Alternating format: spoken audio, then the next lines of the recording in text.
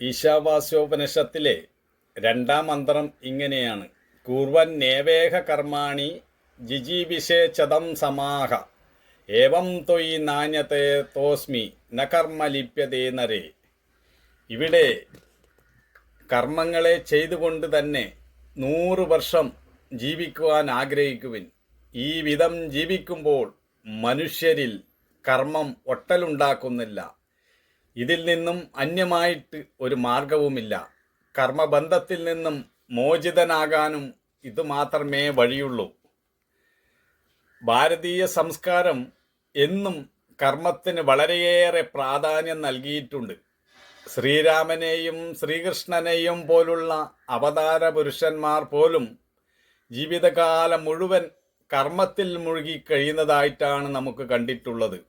അവർ കർമ്മത്തിന് തന്നെ ജീവിച്ച് മാതൃക കാട്ടിത്തന്നു. നിസ്വാർത്ഥമായ കർമ്മങ്ങളായിരുന്നു അവരുടേത്. ആ മാതൃക ഉൾക്കൊണ്ട് കർമ്മനിരതമായ പ്രയത്നശീലത്തോടെ കൂടിയ ഒരു ജീവിതമാണ് നമ്മൾ ഓരോരുത്തരും നയിക്കേണ്ടത്. പരിശ്രമിക്കുന്നവന് മാത്രമേ എന്തെങ്കിലും നേടിയെടുക്കുവാൻ കഴിയൂ. അതിനാൽ നാം പരിശ്രമിക്കണം. എന്നാൽ ഞാൻ എൻ്റെ കഴിവ് കൊണ്ട് ചെയ്യുന്നു എന്ന അഹംഭാവം വരാതെ നമ്മൾ നോക്കണം. ഈശ്വരൻ്റെ കൃപ കൊണ്ടാണ് എനിക്ക് ചെയ്യാൻ കഴിയുന്നത് എന്ന ഭാവം വേണം. അങ്ങനെയായാൽ കർമ്മങ്ങൾ നമ്മെ ബന്ധിക്കുന്നതിന് പകരം സംസാരത്തിൽ നിന്നും മോചിപ്പിക്കുകയാണ് ചെയ്യുക. ഈ കാണുന്നതെല്ലാം ഈശ്വരമയമാണെന്നും ഈശ്വരനിൽ നിന്നും അന്യമായിട്ട് മറ്റൊന്നും ഇല്ലെന്നും ഉറച്ച് വിശ്വസിച്ചുകൊണ്ട് കർത്തൃത്വഭാവമില്ലാതെ നമ്മൾ മുന്നോട്ട് പോകണം. കർത്തൃത്വഭാവമാണ് നമ്മെ കർമ്മത്തിൽ ബന്ധനസ്ഥനാക്കുന്നത്. തൻ്റെ ജീവിതം മുഴുവനും ഈശ്വരന് അർപ്പിക്കുക. അപ്പോൾ ഇവിടെ യാതൊന്നും ബന്ധനമുണ്ടാക്കുന്നില്ല. കർമ്മം ചെയ്യാതെ നിഷ്ക്രിയനായിരിക്കാൻ ഒരു ശാസ്ത്രവും നമ്മോട് പറയുന്നില്ല. പരമാണു മുതൽ ബ്രഹ്മാണ്ടമാകെ അവധിയില്ലാതെ കർമ്മത്തിൽ മുഴുകിയിരിക്കുന്നു. കർമ്മം ചെയ്യാതിരിക്കാൻ ആർക്കും ഒരിക്കലും സാധ്യമല്ല.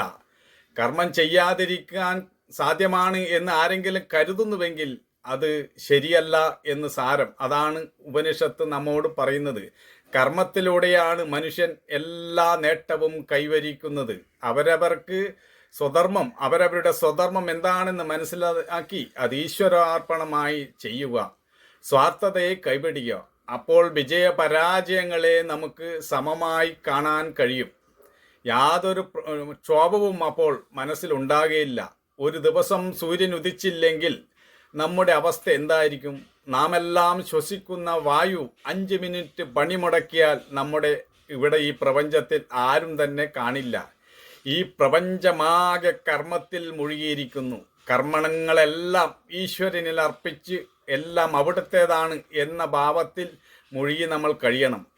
അങ്ങനെ ആകുമ്പോൾ നമ്മുടെ ജീവിതം ഓരോ നിമിഷവും സന്തോഷം നിറഞ്ഞതാകും. ഒരു പൂ വിടർന്ന് ചുറ്റും പരിമളം പരത്തുന്നു. അതൊന്നും പ്രതീക്ഷിച്ചല്ല പരിമളം പരത്തുന്നത്. അതുപോലെ ആയിരിക്കണം നമ്മുടെ കർമ്മങ്ങൾ എന്നാണ് പറയുന്നത്. തൻ്റെ ജീവിതത്തിൽ നിന്നും കർമ്മങ്ങളെ ഒഴിച്ചു നിർത്താൻ മനുഷ്യൻ ഒരിക്കലും സാധ്യമല്ല. എല്ലാ കർമ്മങ്ങളും ഈശ്വര നിയമപ്രകാരം ഈ പ്രപഞ്ചത്തിൽ നടന്നുകൊണ്ടിരിക്കുന്നു. ഞാൻ കാരണമാണ് ഈ കർമ്മങ്ങളൊക്കെ നടക്കുന്നതെന്ന് ചിന്തിക്കാതിരിക്കുക. ഞാനാണ് ഈ പ്രപഞ്ചത്തിലെ ഓരോ കാര്യവും ചെയ്ത് എൻ്റെ നേട്ടം കൈവരിക്കുന്നതെന്ന് ചിന്തിക്കാതിരിക്കുക. അതെല്ലാം മിഥ്യാധാരണയാണ്. ഈ പ്രപഞ്ചം ആകമാനം ഈശ്വര നിശ്ചയപ്രകാരം ഓരോ കർമ്മങ്ങളും നടന്നുകൊണ്ടിരിക്കുകയാണ്. അതുകൊണ്ട് എല്ലാ ഭാരങ്ങളും സ്വന്തം ചുമലിൽ വയ്ക്കാതെ എല്ലാം അവിടത്തേക്ക് സമർപ്പിച്ച് പോവുക. അപ്പോൾ മനസ്സിന് പ്രക്ഷോഭമുണ്ടാകുന്നില്ല. ഞാൻ എന്ന അഹന്തയിലാണ് എല്ലാം നമ്മൾ കെട്ടിപ്പടുത്തിരിക്കുന്നത്. അതുകൊണ്ടാണ് നമുക്കെപ്പോഴും ഉത്കണ്ഠകളും ഒഴിയാത്തത്. ഇന്ന് ലോകം മുഴുവൻ ഉത്കണ്ഠയിലാണ് കഴിയുന്നത്. അതിന് കാരണം നമ്മുടെ അഹങ്കാരമാണ്. ഈശ്വര സൃഷ്ടി നോക്കിയാൽ എല്ലാം പരസ്പര ഐക്യത്തിലാണ് കഴിയുന്നത്. എന്നാൽ അവിടെ വേർതിരിവുണ്ടാക്കുന്നത് മനുഷ്യൻ്റെ അഹങ്കാരമാണ്.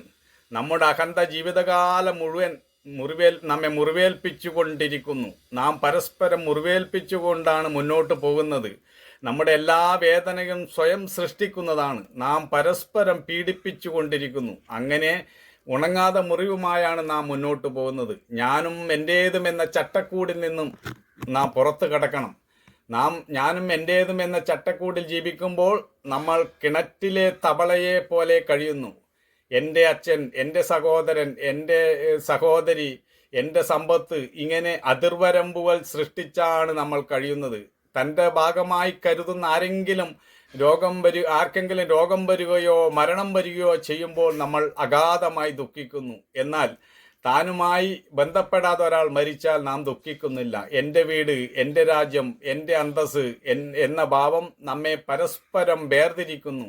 എല്ലാവരും സ്വന്തം അഹന്തയെയാണ് പോഷിപ്പിക്കുന്നത്. അതാണ് ലോകത്ത് ഇത്രയും സംഘർഷങ്ങളും സംഘട്ടനങ്ങളും ഉണ്ടാകുവാൻ കാരണം. ജീവിതാന്ത്യം വരെ കർമ്മം ചെയ്യുവാനാണ് ഈ മന്ത്രം നമ്മോട് പറയുന്നത്. എന്നാൽ കർമ്മബന്ധങ്ങളിൽ പോകരുതെന്ന നിർദ്ദേശവും ഈ മന്ത്രം നമുക്ക് നൽകുന്നു. കർമ്മഫലങ്ങളിൽ ആസക്തി വെച്ചുകൊണ്ടിരുന്നാൽ കർമ്മം ബന്ധനത്തിന് കാരണമാകും. നിരവധി വാസനകൾക്ക് അത് പ്രേരണയേകും. വാസനകൾ തുടർന്നാൽ ജനന മരണ പരമ്പരയും തുടരേണ്ടി വരും. സ്വധർമ്മം എന്ന നിലയിൽ വേണം കർമ്മങ്ങൾ ചെയ്യാൻ. സ്വധർമ്മം തെറ്റാതെ അനുഷ്ഠിക്കുന്നതുകൊണ്ട് ചിത്തശുദ്ധി നേടി ക്രമേണ ഒരാൾ മോക്ഷപദത്തിന് അർഹനായിത്തീരുന്നു.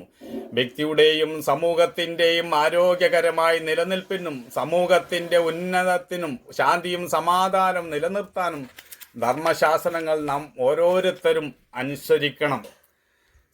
വ്യത്യസ്ത ഗുണഘടനയോടുകൂടിയാണ് നാം ഓരോരുത്തരും ജീവിക്കുന്നത്. ഓരോരുത്തർക്കും വ്യക്തിപരമായ താല്പര്യങ്ങൾ കാണും. അതെല്ലാം ധർമ്മത്തിൻ്റെ ചട്ടക്കൂടിൽ നിന്ന് വേണം നേടാൻ. അല്ലെങ്കിൽ സമൂഹത്തിൻ്റെ താളം തെറ്റും. സമൂഹത്തിൻ്റെ താളം നിലനിർത്താനായില്ലെങ്കിൽ പരസ്പരം നമ്മൾ പോരടിച്ച് കഴിയേണ്ടി വരും. എല്ലാവരും ഈ പ്രപഞ്ച നിയമത്തിന് കീഴിൽ ആ നിയമം അനുസരിച്ച് വേണം ജീവിക്കുവാൻ. എങ്കിലേ ലോകത്ത് സമാധാനവും ശാന്തിയും പരസ്പരം നിലനിർത്താൻ സാധിക്കുകയുള്ളൂ. ഈശ്വര സാക്ഷാത്കാരമാണ് മനുഷ്യ ജീവിതത്തിൻ്റെ പരമമായ ലക്ഷ്യമെങ്കിലും പെട്ടെന്നൊന്നും ഒരാൾക്ക് ആ ലക്ഷ്യം നേടിയെടുക്കുക അത്ര എളുപ്പമല്ല. നിരവധി പടവുകൾ കടന്നു വേണം നമ്മൾ അവിടെ എത്തിച്ചേരാൻ. എന്നാൽ അവിടെ എത്തിച്ചേരാനുള്ള ശ്രമമായിരിക്കണം നമ്മുടെ ഓരോരുത്തരുടെയും ഭാഗത്തു നിന്നും ഉണ്ടാകേണ്ടത്. അതുകൊണ്ട് യഥാവിധി തൻ്റെ കർത്തവ്യങ്ങൾ നിർവഹിക്കുക. പ്രതിഫലം ഒന്നും തന്നെ ആഗ്രഹിക്കാതെ ഈശ്വരാർപ്പണമായി കർമ്മം ചെയ്യുമ്പോൾ സ്വാഭാവികമായി നാം ബ്രഹ്മപ്രാപ്തിയിൽ എത്തിച്ചേരും. ഈ ലോകത്തെ സന്തോഷം നിറഞ്ഞതോ ദുഃഖം നിറഞ്ഞതോ ആക്കുന്നത് നമ്മുടെ പ്രവൃത്തികളാണ്. വെറുപ്പിൻ്റെയും വിദ്വേഷത്തിൻ്റെയും വിത്തുകൾ വിതയ്ക്കാതെ സ്നേഹത്തിൻ്റെയും സൗഹൃദത്തിൻ്റെയും വിത്തുകൾ വിതയ്ക്കുക. നമുക്കെല്ലാവർക്കും പ്രശ്നങ്ങൾ ഉണ്ടാകും, വിയോജിപ്പുണ്ടാകും. അതൊന്നും മൂതി വീർപ്പിക്കാതെ പരസ്പര സഹായത്തിലൂടെയും സഹകരണത്തിലൂടെയും ജീവിക്കാൻ നമുക്ക് കഴിയണം. ഈ പ്രപഞ്ചത്തിലുള്ളതെല്ലാം പരസ്പരം പങ്കിട്ട് നാം ഒന്നാണ് എന്ന ഭാവത്തോടുകൂടി നമ്മൾ ഓരോരുത്തരും ജീവിക്കണം. നാളെയെക്കുറിച്ചുള്ള ചിന്തയാണ് നമ്മളെ പരിഭ്രാന്തരാക്കുന്നത്.